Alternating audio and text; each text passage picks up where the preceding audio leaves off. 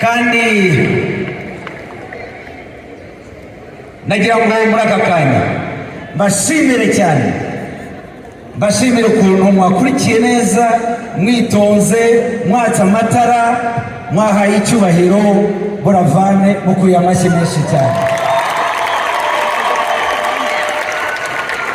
Buravan rero ni ibingibi yashakaga, ni iki gitaramo yifuzaga, yakoze uko ashoboye kose ngo asigasire umuco, ariko yagiraga n'akandi kantu k'umwihariko.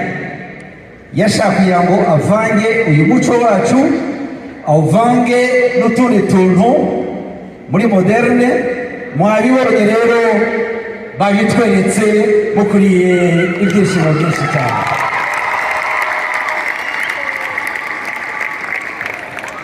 Turakomeje, mukomeze mumutekereze, mumusengere. Ahari yicaye ijabiro kwa jambo, kandi iki gitaramo yagikurikiraga neza cyane. Let's give her one more round of applause for the amazing artist. Yes, that was absolutely phenomenal. Thank you so much. And a round of applause for your sound. Your energy is truly unmatched. I loved every single minute of it. This has been an amazing evening. Let's hear it for the artists. Thank you very much. And also, if you want to purchase yourself some YB Deluxe merchandise, make sure that you step outside.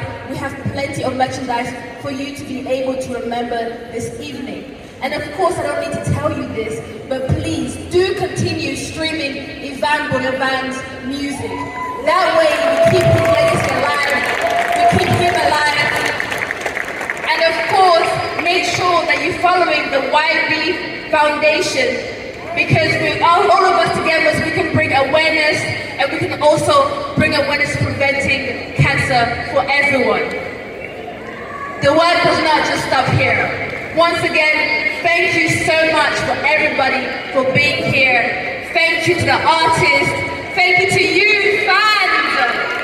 Thank you.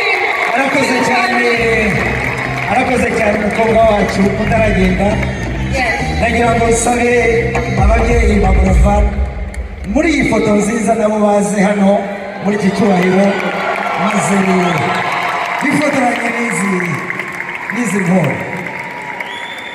Mukomeze muhangara amashyi menshi abatugiriye intore yicaye ijabiro kwa jambo. Abantu bafotora nababwira iki n'umufotore cyane, ariko ko bicecetse cyane n'iki muri kiriza ishaka gusaka